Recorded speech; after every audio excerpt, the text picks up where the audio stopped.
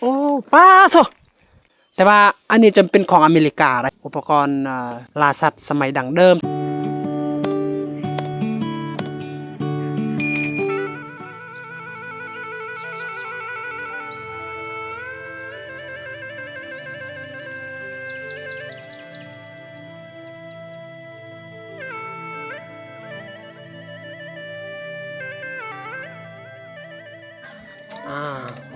เอานาตะจ้าแต่จ้าก่อนกิน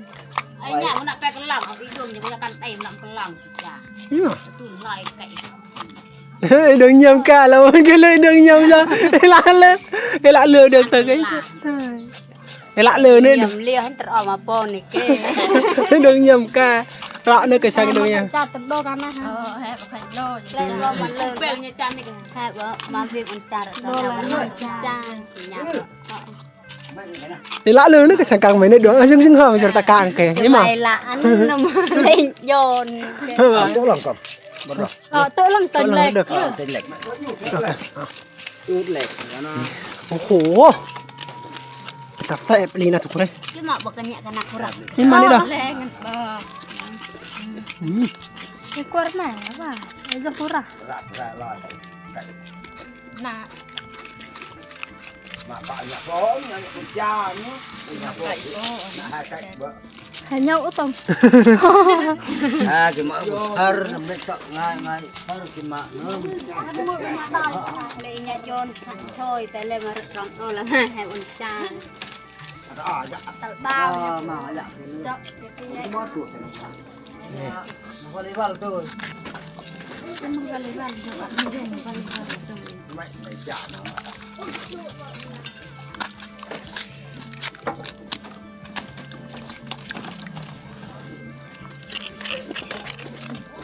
ăn nó của văn ăn nè được à nè lừa tôi gì mà cơ mà tận đòn nhà bên này tôi mua hộp đó nghe ăn cứ kiểu mà phải chăm lòng mà nghe ăn nhiều ăn mà mình đầy nực cứ mà cứ giờ chăm giờ là cân ngay có bạn thấy năng tụi bưng ăn vẫn hả cái tin năng gần cái này của bạn lên về vết mà bọc thế nó cái ta chả như bạn rồi cái là nó bùng ra chấm tiện phổi thì phân ngọc người ta tặng rồi hắn lại ăn một của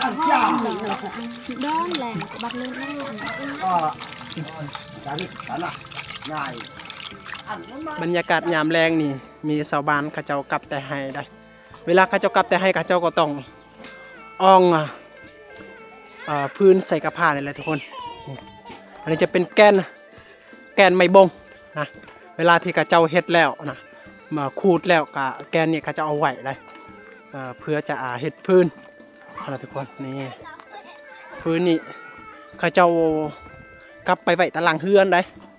เพื่อสะดวกสบายในการที่ใส่น้ำใส่นะว่าจะเป็นเห็ดอาหารการกินบ่ประมาณนี้เลยทุกคนพื้นของเขตนี้ฮะเขาเจ้าจะไปเห็ดยาวแต่ว่าเห็ดเป็นถอนสั้นๆประมาณ1 เมตรหรือว่า80 ซังตีกับประมาณนี้แหละทุกคน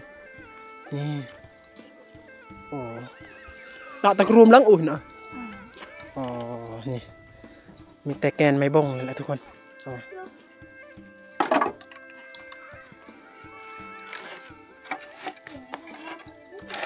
แต่มาทั้งมาโจอุ่นเนาะ đây โจแต่ไปได้เด้เขาเอาแต่ให้พุ่นแหละทุกคน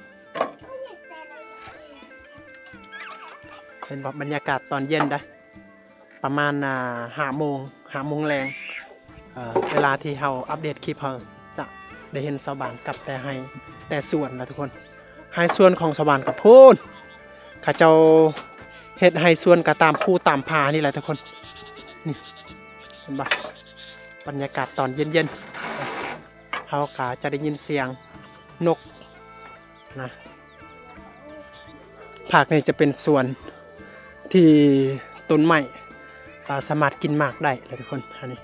ภาคลุ่มนี่แหละ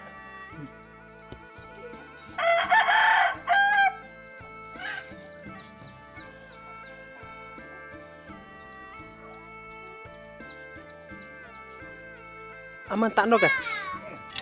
มันตะต้องไว้คือ โอ้อันนี้จะเป็นอุปกรณ์เขาเจ้าเฮ็ดกับดักนะ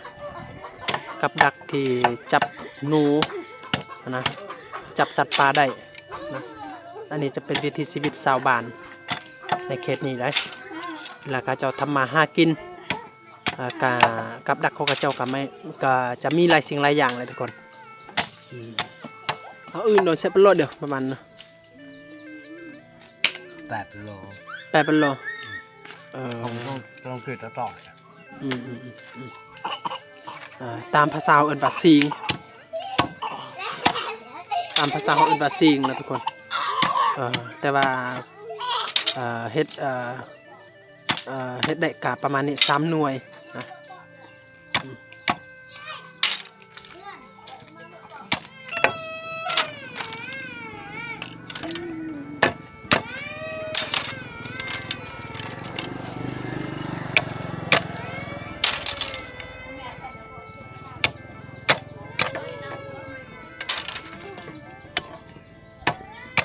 ทำมาโจบ่ทำมากี่ไก่กันไหมเราไหนโอ้ปลาโถได้ปลาลายแท้นี่มากระตะนันตะปันโอ้ชาวบ้านกำลังกลับแต่หาปูหาปลาโอ้เอาอยู่ในสวิงเห็นป่ะเตาหนวดน้องไม่ตัวบนบ่อยแกโอ้หาเก่งแท้เว้ยโอ้คือเสด็จลายเนาะเนื้อมันไม่ล่ะโอ้น้ำมันไม่ชัวนักลงตะกร้อมั้ยโอ้นี่แหละทุกคนอันนี้ก็คือวิถีชีวิตชาวบ้านได้เวลาข้าเจ้าไปหาอาหารการกินนี่นะเอาสวิงนี่แหละข้าเจ้าใส่นะทุกคนโอ้เด็ดปลาลายเต็มคลองเลยทุกคนปลาจ้ะ chưa cái trà bắt cắt đồ เอามันต่างกันฮะเอามันต่างกัน cái cảnh ấm bẹ มันเอาแต่งต่อ nó cái maramah nó pangkat amah nó đó đó là nami đây là pừng na ở bộ mấy bố nào mua giờ còn trẻ tổ trẻ par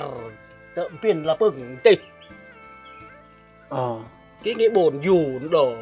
kia mà giờ mùi đồ cấm người ta tập dầm một cái ngày amah là ngày mà dù là lạ đồ có bạc mình trẻ tặng bằng cắt bạc mới có bình trẻ bằng cắt ăn ấy sạch đồ vành đồ là mà ăn vành serang mà cột bằng cắt đồ coi sắt bom cột bằng cắt với chỉ sắt bom bạc mới trái sắt bom cái gì mà cột bằng cắt năng tay ngài lấy yên tay ngài bom mà nườm dù máu cục dù cái hòn kia cái mấy hẹn đồ là cười trông vặt phơn kể tớ gỗ chiếu kể là bố phơn cả ta ẩm mình trẻ là mà bạc mình trẻ chặt mà tớ mới ăn tớ bố vụn kể là bạc phơn bố phơn ở đó mới ăn tẹt mấy bố vụn bố phơn ăn trẻ bố phơn bát phơn tần nhà ăn cái hòn kia cái mình tặng ẩm ba bố này bố ươn trẻ bố phơn mà ăn nhẹ chặt hòn kia cái mình tặng ẩm ba ăn à cái trẻ ẩm bẹ lo gì ทุกคนอันนี้จะเป็นอุปกรณ์ที่คนสมัยเดิมๆนะทุกคนสมัยโบราณนี่เขาเจ้าล่าสัตว์เลยทุกคนเขาถามพ่อนี่เพิ่นว่าเดี๋ยวนี้เขาเจ้าบ่ได้ใส่แล้วเขาเจ้าหาแบบทันสมัยนะแต่ว่าตอนแต่กินบ่มีอาวุธบ่มีปืนเขาเจ้าหาแบบนี้นะทุกคนและเขาเอาเหล็กตัวมันแหลมๆถ้าว่ามันถึกหมู่ป่าอย่างต่างๆเขาเจ้ามาอันนั้นข่านะมาข่าเอาเหล็กมันแหลมข่าสัตว์นะตัวมันถึกอันนี้นะทุกคนแต่ว่าอันนี้จำเป็นของอเมริกาเลยตามที่เขาได้ข้อมูลมาจากพ่ออะไรทุกคน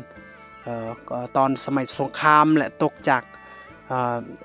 ยนต์ของอเมริกาและอันนั้นกับโมเมนต์เป็นแบบนี้นะอันนี้เขาสารเองอันนี้มันตกจากยนต์ของกระจกก็เป็นเสือกแบบว่ากวนใหญ่ๆแหละทุกคนก่อนใหญ่นะแต่ว่าเมื่อข้าเจ้าได้มาข้าเจ้าก็มาสานเป็นแบบนี้แหละเฮ็ดกับดักหาอาหารการกินอย่างต่างๆล่าสัตว์อย่างต่างๆตอนสมัยตะกี้มันบ่มีอันนั้นเด้บ่ บ่มีปืนบ่มีอาวุธก็เลยเขาเจ้าใส่แบบนี้ครับภาษาเขาเอิ้นว่าปังกัดอันนี้ได้ทุกคนนะอันนี้มีหลายโตเด้เขาได้นี่มีหลายโตแล้วเขาได้อันนั้นตอนสมัยตะกี้สมัยเดิมๆนี่นะทุกคนแต่ว่าช่วงนี้เขาเจ้าจะบ่ใส่แล้วเพราะว่าอันนั้นมีอุปกรณ์หลายสิ่งหลายอย่างแบบทันสมัยเขาเจ้าหาแล้วเขาเจ้าล่าสัตว์ได้อันนี้จะเป็นอุปกรณ์เดิมๆได้นี่ทุกคนนี่ตอนสมัยเดิมๆแต่ว่าเดี๋ยวนี้หันพอกะบ่แม่นว่าเพิ่นไปล่าสัตว์แต่ว่าเพิ่นหันเฮ็ดหัวล้อมให้ทุกคนเพราะว่ามันมีแบะเข้าอยู่กลางให้ก็เลยเพิ่นกะไปเอาตัวนี้แหละป้องกันทุกคนตามที่เราถามเพิ่นนะนี่ถือว่าอุปกรณ์ดั้งเดิมอุปกรณ์ล่าสัตว์สมัยดั้งเดิมสมัยปู่ย่าตายายสมัยตอนสงครามพุ่นแหละทุกคนอันนี้โอเคอันนี้ภาษามันแบบปังกัดนะทุกคนนะเอ็มเลยอัดเลยเล่ปตเล่มาปตะหนังสักเยอะจ้ะเยอะชักมาซาบนอาหารเนี่ยเป็นอัดเลยกะเอามาจ่างไปกับบ่จ้าเจ็บบ่อยจริงปะทำไมปะให้กันปะจืดๆร่างแรกมันจะด่าไปให้จ่อ